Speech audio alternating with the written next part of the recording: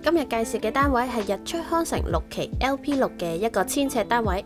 單位係新樓，戶主希望盡量保留發展商裝修嘅同時，又做到奢華嘅效果。睇下設計師 Wilson 點樣幫客戶打造理想空間啦。由於戶主就主要就3個人加個工人居住啦，咁儲物量就唔需要太多嘅。我哋簡單地同客人咧就運用咗一個3:1嘅比例啦，去分配翻啲飾物位同埋儲物位嘅。咁下邊就儲物為主啦，上邊就收納客人喜愛嗰啲裝飾品啦。咁呢一度都有個特別嘅地方咧，我哋就用咗一個櫃門啦，同個客人設計咗一張摺合式嘅吧台嘅。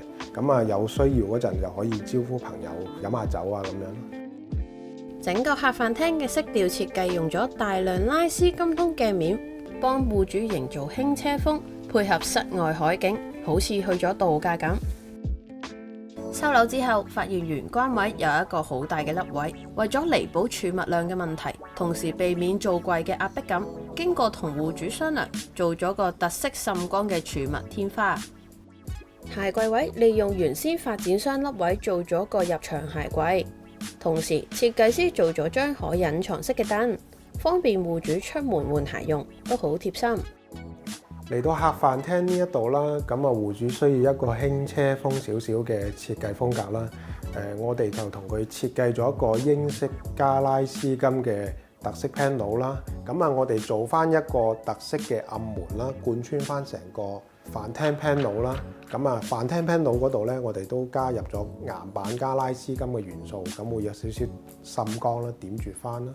形成咗一個相對統一嘅感覺嘅。飯廳嘅特色牆運用咗岩板嘅物料，拉高咗成個格調。走廊嘅隱形門為咗照顧老人家出入，特定設計咗透明灰玻璃，避免咗開門撞到老人家。果然夠細心。設計圖中，戶主要求客廳充滿 warm 嘅感覺，同時希望有個位置懷緬祖先。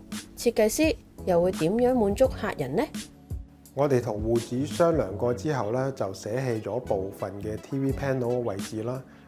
去到下半部分呢個位置咧，就設計咗一個火爐櫃啦，令到成間屋就多啲溫度嘅。上半部分啦，我哋做咗一個 LED 嘅 mon 啦，播放翻平時嗰個家庭照啦。二嚟後邊仲有個對流窗嘅，有需要可以打開嚟通風啦。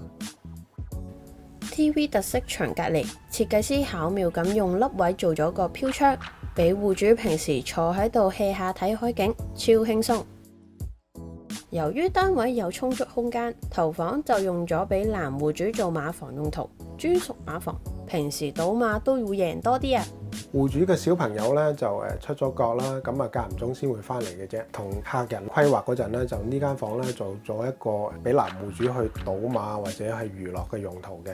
除咗有一個梳化床之外啦，都會同佢設計咗一個衣櫃啦。衣櫃入邊都有一啲感應燈啦，同埋一個隱藏式嘅拉台啦，俾小朋友去做嘢嘅。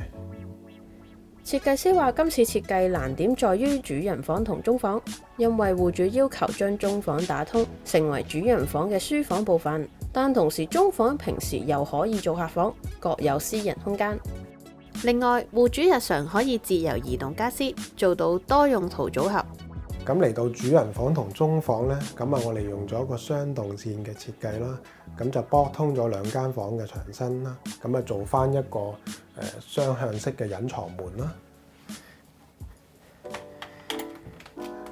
平時戶主呢，就由中房嘅書房區啦，就入到嚟主人房嘅睡眠區嘅。再嚟參觀下主人房，設計師幫戶主設計咗3邊落床，但係如果床邊做晒入牆衣櫃嘅話，會顯得壓迫，所以設計師都縮短下半櫃嘅深度，同時 eye level 嘅位置留空，一嚟可以擺放雜物，二嚟增加空間感。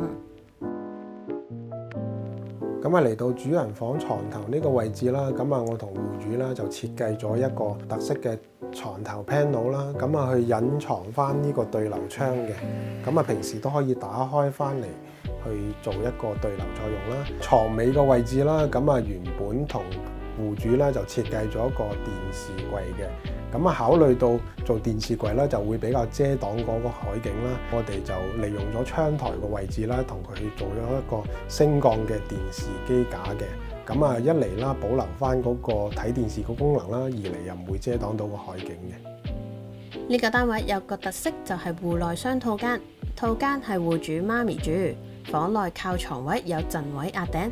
設計師巧妙用燈槽裝飾咗瞓覺橫梁壓頂嘅問題。配色方面以淺為主，搭配亮金屬線，目的希望戶主媽咪有個輕鬆嘅氣氛。入嚟廚房之後，見到工人房，戶主都好窩心，要設計師設計咗張上床下儲物櫃嘅組合，平時嘅雜物都可以擺埋入去，咁就確保飯廳唔會有太多雜物出現啦。